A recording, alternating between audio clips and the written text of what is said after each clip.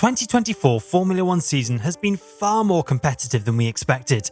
We now have 3 teams covered inside a tenth of a second fighting for race wins, with McLaren having the high ground in terms of all-round competitiveness. Red Bull is struggling to find gains in development of the RB20. Mercedes are confident with the current development trajectory with the team, suggesting there is more to come, while Ferrari are pushing hard back at Maranello to bring solid updates to the SF24. With 2025 moving on with stable regulations, every team has planned to develop their current cars deep into this season, and I'll give you all the information regarding every team's upgrade plans, so don't go anywhere. Let's start this video with Aston Martin. The Silverstone outfit has a lot of upgrades planned for the second half of the season. The first half of the 2024 season has been rather disappointing for Aston Martin, far from the excellent start the team enjoyed back in 2023. The AMR24 at the season start was a good car with just a clear lack of downforce and high tyre degradation being depicted as weaknesses. But ever since the team started to add upgrades at Japan, following it up at Imola and Silverstone, the Aston car has grown weak. The car's become more unstable with the upgrades, as the upgrades have added downforce as expected, but has narrowed the car's setup window, making the car peaky and unstable at almost every instance. But the team introduced some upgrades at Hungary, and according to team principal Mike Crack, those additions have worked exactly as expected and have provided the team with a clear direction to approach future developments with. Looking through Hungary and Belgian race weekends, the AMR24 looked much more balanced and was pretty competitive around the midfield. But the team is aiming to progress towards the front of the field, as the team has lined up a series of updates for the second half of the season, starting as soon as from the Dutch GP itself. According to team principal Mike Crack, these upgrades will be crucial for Aston Martin, as a step forward here will confirm which development direction the team must opt for 2025, and also might put them ahead of the midfield cars this season. Next, let's focus on Red Bull's upgrades. The first half of the 2024 season did not pan out as the Milton Keynes team might have expected. Starting the season dominantly at Bahrain, the advantage the RB20 had over its rivals seems to have faded away around the season's halfway point, with McLaren, Mercedes and Ferrari now emerging as strong challengers.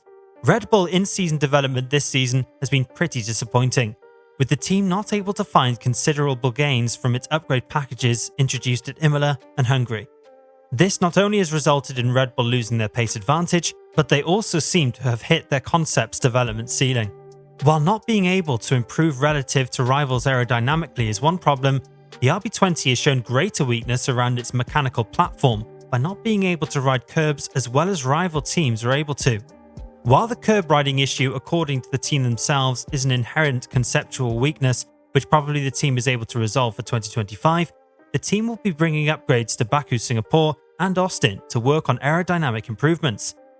According to Formula Uno, Red Bull is set to make massive revisions to the underfloor in search of a better load distribution, hoping to generate more downforce. The team will introduce a revised front wing to accompany the underfloor revision.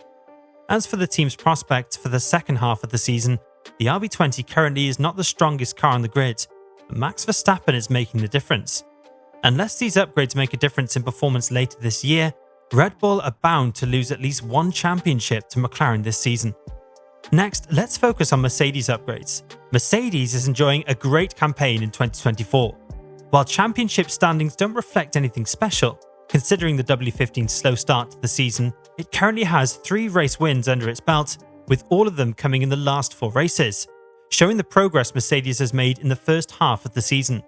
But the last upgrade the team introduced at Belgium was not as successful as the team initially expected, as the new underfloor around the high-speed Spa circuit brought back the bouncing, which led the team to revert specifications for the rest of the weekend. Post-race analysing data, trackside engineering director revealed that the bouncing might not have been necessarily caused by the updates themselves, but might be a consequence of a mechanical choice the team made for Belgium. So to confirm this, the team will be bringing back the Spa updates to Zandvoort in 2 weeks' time to make correlation between their 2 solutions.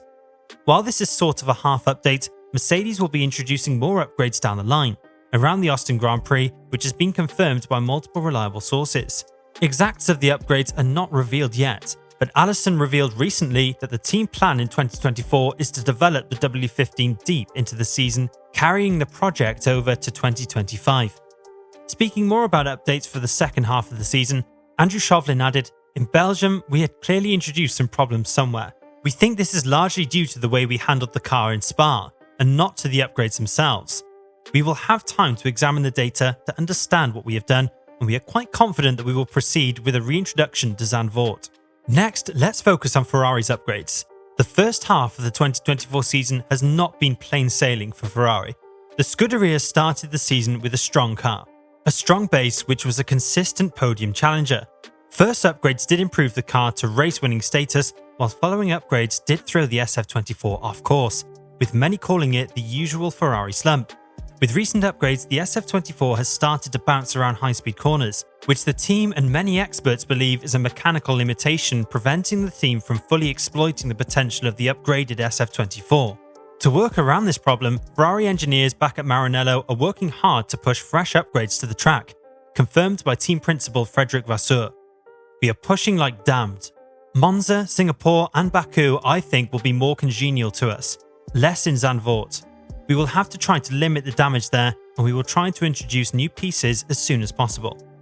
According to Formula Uno, Ferrari are already working on Project 677, and the first report about that car is that the team will be making major revisions to its mechanical platform, taking inspiration from the Mercedes W15, shifting fully to a pushrod suspension system, both front and rear.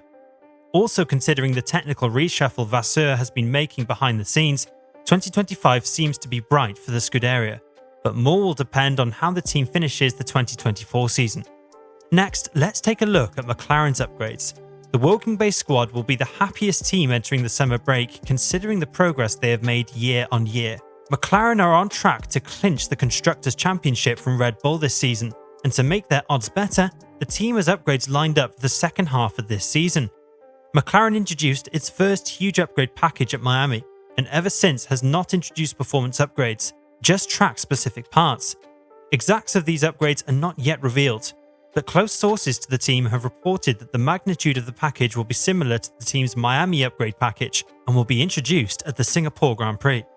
Focusing on Alpine's upgrades, the Enstone team has made decent steps in recent races, and the team executive technical director David Sanchez recently revealed that the team has lined up upgrades for the car after the summer break, and also mentioned that those upgrades will form the base for the team's 2025 car. Alpine introduced a major package at Spa last time out, and the team has revealed that package is focused on all-round performance, and future updates will also be based on that package. Taking a look at Williams, the Grove-based team has revealed that Carlos Sainz will be racing for them from 2025. In terms of the car itself, James Vowles revealed at Spa that the team is pushing hard to introduce the team's first major upgrade package of the season, addressing three critical areas: aerodynamics, suspension design, and car weight reduction. The latter has been a notable issue throughout the first half of the season. We have updates coming up this summer break, I hope in Zandvoort, and I hope again in Baku or the race after Baku, which is Singapore. So with all these upgrades, are you excited for the second half of the 2024 season? We are very much into your thoughts and perspectives in the comments section down below. And on your way down, don't forget to subscribe to the channel to get notified of our future uploads, to keep yourselves up to date about the 2024 Formula 1 season.